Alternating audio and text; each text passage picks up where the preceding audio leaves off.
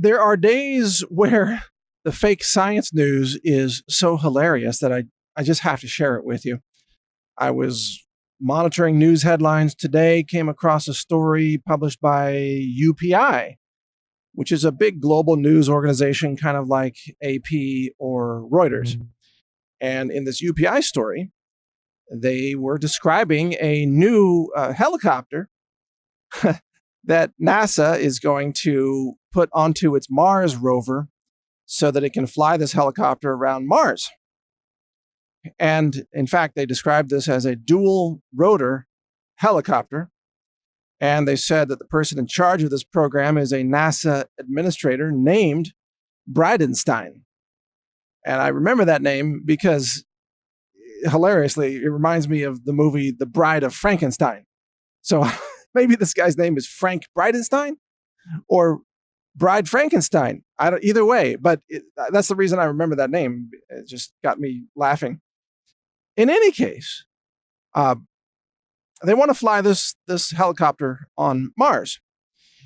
Now, I want you to put your thinking caps on here for a minute because you may recall that according to NASA, Mars has no atmosphere or very little. Technically, the average atmospheric pressure on Mars is about 600 pascals compared to a little over 100,000 pascals at sea level on Earth. In other words, Mars' atmosphere is about 0.6% of Earth's atmosphere at ground level or sea level. Now, why does this matter? Well, because of course, maybe those of you listening, some of you are aeronautical engineers or pilots, and you know that propellers don't work in outer space because there's nothing to push against. You have to have air density in order for propellers or rotors to function on helicopters or airplanes, or wings for that matter. I mean, a helicopter rotor is a spinning wing, right? It's got that wing shape, and the wing has to have air in order to function. This is why there are no propeller helicopters in outer space, which you would think that NASA would know this. So just to review here, NASA is going to try to fly helicopters on Mars, a planet with virtually no atmosphere.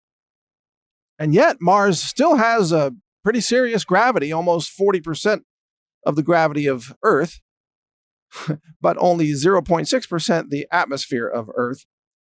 And there's no way that this helicopter is going to fly on Mars. So there are several possibilities here that are really important to discuss.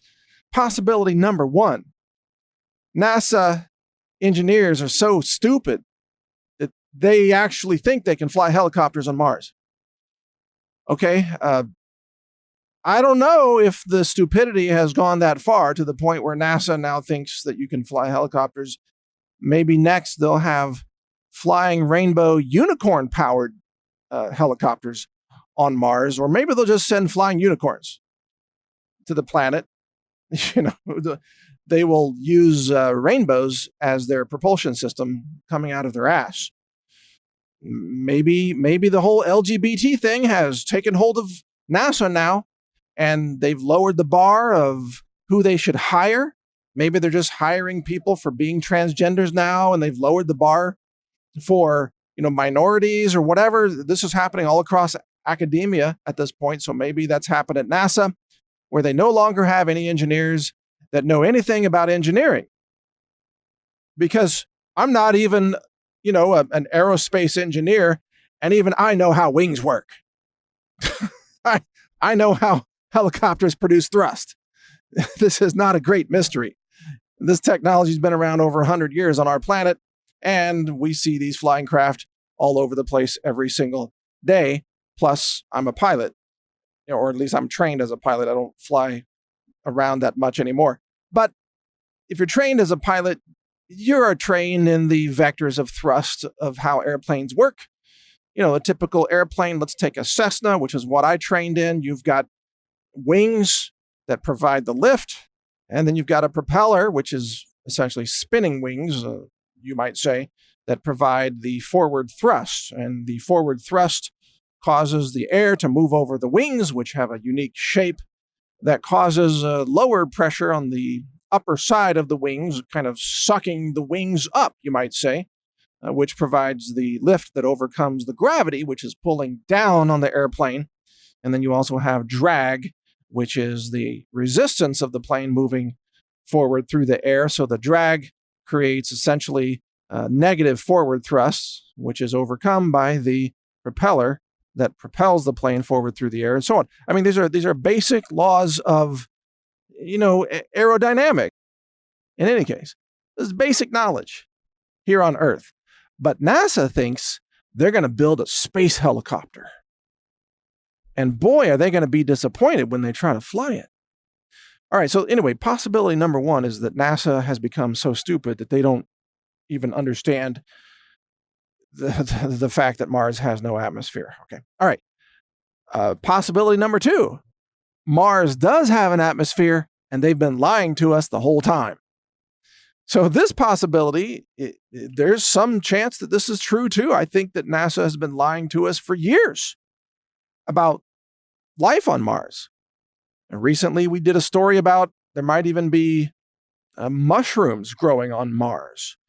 There are people who are convinced that there are seasonal growths of plant matter, as maybe forests on Mars right now. I've seen people have that analysis.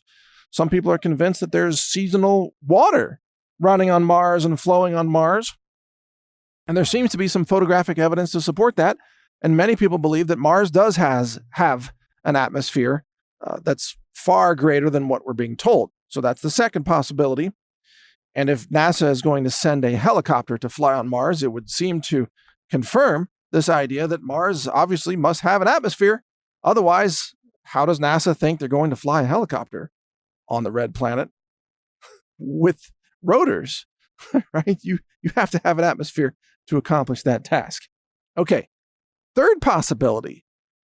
The whole thing is fake news. UPI has fallen for some hoax, some, I don't know, April Fool's Day type of thing.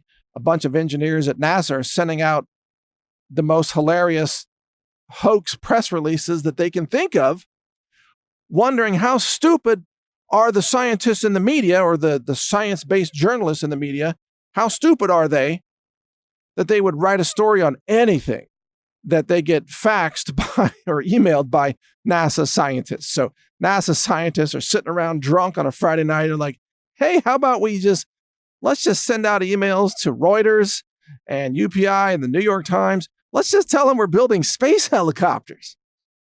And let's see who publishes the story. And sure enough, they get the story published.